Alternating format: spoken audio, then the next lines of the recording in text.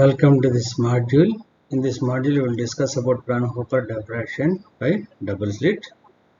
We have a monochromatic source, but we can call it as a sodium lamp. So this sodium lamp is emanating spherical wavelets in all directions, but we are taking two waves from this spherical wave.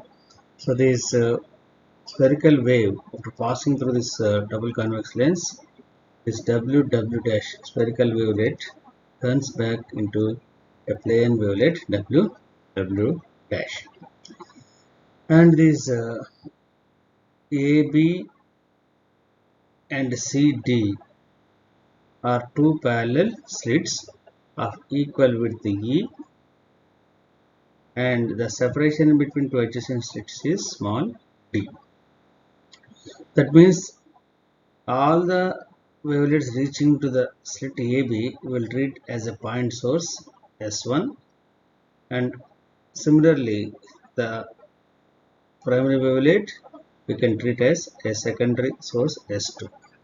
So the distance between S1 and S2 here, S1 S2 is equal to how much?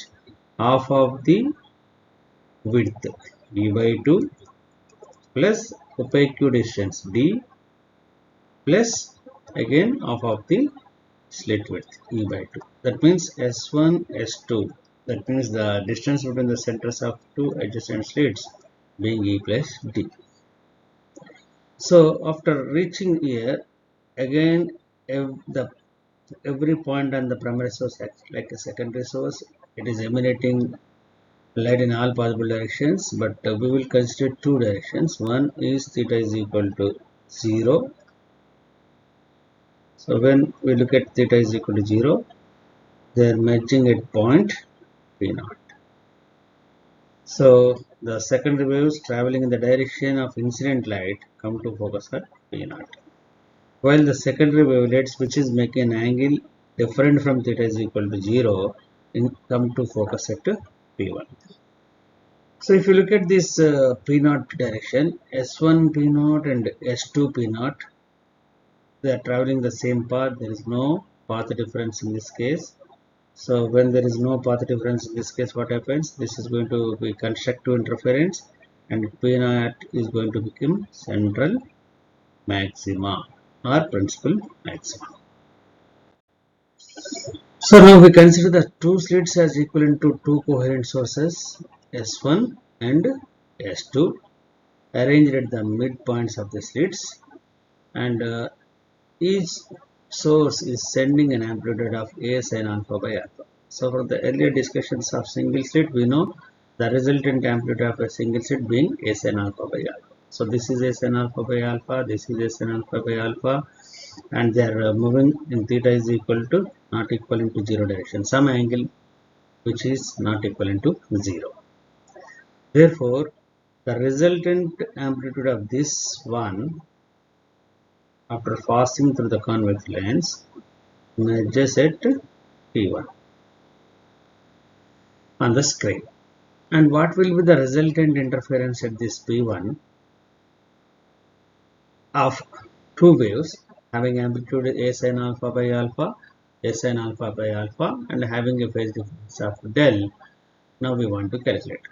To calculate delta, so here you can understand that S1 P1 and S2 P1 are not traveling the same path. There is some path difference. To find out this path difference, let us draw a perpendicular line from S1 to S2P.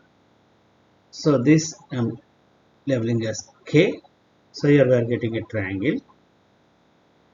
So if you look at this, S1 P1 and K P1 traveling the same path, but the comparison, the path difference between these two is equal to S2K. So from this triangle, if you write sin theta is equal to opposite S2K by this hypotenuse S1 S2. But already we know that S1 S2 is equal to E plus D. So that means S2K is equal to E plus D into sin theta.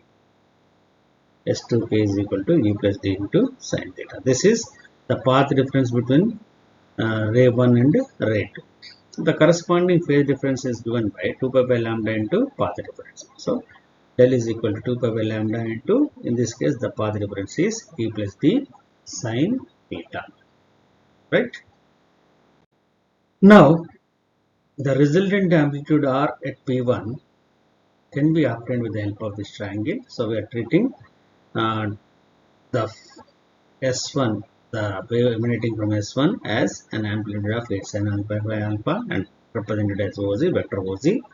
And from S2, it is again another vector of amplitude Sn alpha by alpha and represented with GH, and the phase difference between them is being del. So the resultant of vectors can be obtained by joining the tail of the first vector to the end of the last vector. So this is going to give us our, so from figure, OH square is equal to OG square plus GH square plus 2 into OG into GH cos delta. So what is OH square here? R square is equal to OG Sn alpha by alpha whole square plus GH Sn alpha by alpha whole square plus 2 into Sn alpha by alpha into Sn alpha by alpha into cos delta. So the same can be written as R square is equal to, if you take Sn alpha by alpha whole square common, 1 plus 2 cos delta. So 1 plus 1 2. So here R square is equal to A into sin alpha by alpha whole square, 2 plus 2 cos delta. We will take this 2 as common. So R square is equal to A sin alpha by alpha whole square. When we take common, what is left out? 1 plus cos delta. But what we can do is cos delta can be written as 2 cos square delta by 2 minus 1. So we replace this cos delta with 2 cos square delta by 2 minus 1. So plus 1 and minus 1 cancels. So 2 2s are 4. A sin alpha by alpha whole square cos square delta by 2. But already we calculated delta. What is the delta value? 2 pi by lambda into E plus D sin theta. But what we need here? Delta by 2. So divided by 2, 2 to cancel. So what is the delta value? Delta by 2 value, pi by lambda into E plus D sin theta. That pi by lambda into E plus D sin theta, we are going to assume like beta. So now what happens? 4 a square sin square alpha by alpha square cos square. This entire thing we are writing as b. And you know, this is the square of the amplitude is given as intensity. So the resultant intensity that we are going to get at P1 is given by I is equal to R square, which is equal to 4 into a square sin square alpha by alpha square cos square beta. So here, to look at the resultant intensity, from equation 3, the intensity in the resultant pattern depends on two factors. A square sin square alpha by alpha square, which is the same thing which we derived in the case of single Fraunhofer diffraction. This means the intensity distribution in the diffraction pattern due to individual slits is a square sin square alpha by alpha. So what we mean to say is this term is particular to diffraction pattern. Whereas this cos square beta, which gives the interference pattern due to waves starting from two parallel slits. So we know interference takes place when there exists more than one wave in the same medium. As we have two slits here, after diffraction they are undergoing interference. So that means the resultant amplitude always the product of these two factors. That means diffraction pattern as well as interference pattern. The product of these things is going to give the double slit. So here this envelope gives the single slit envelope and this is the double slit. Means interference pattern is covered by this diffraction. So let us now examine each factor separately. The diffraction term a square sin square alpha by alpha square gives the central maximum. The direction is theta is equal to 0, and apart from theta is equal to 0, if we go to the other directions, we are going to get alternate maxima and secondary maxima of decreasing intensity on either side. And when we will get these secondary maximas, whenever alpha approaches plus or minus 3 by 2 plus or minus 5 by 2, we are going to get secondary maximas. That means if this is the central maxima, I is equal to I naught at 3 pi by 2, at 5 pi by 2, we will get the secondary maximas of intensity I by 22, intensity I by 62 SI. Right? So this is purely the diffraction pattern. And coming to the interference, cos square beta is 1 when we were going to get beta is equal plus or minus n pi. That means when you take this beta as pi by lambda t plus d sin theta, it must be equivalent to plus or minus n pi.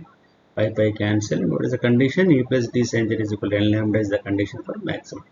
So in interference, the maxima is always 4a square and minima is 0. But whereas in diffraction, we have minimas with a 0 intensity, but there is no single maxima. There is a principal maxima and secondary maximas in diffraction. So as I told you, in this case, it is always a product of interference and diffraction. So this is purely a square sin square alpha by alpha square. This is the discussion about diffraction, the intensity of diffraction, and here minimum 0, maximum 4a square. This is cos square beta term representing interference, and the product of them is going to give the double slit pattern. That means here interference patterns are overlapped by the single slit diffraction. So the conclusion is, in the single slit diffraction we will have only diffraction phenomena, but coming to the double slit diffraction followed by interference, because here two slits are there. When there exists more than one wave in the medium, not only diffraction, it is also leading to interference.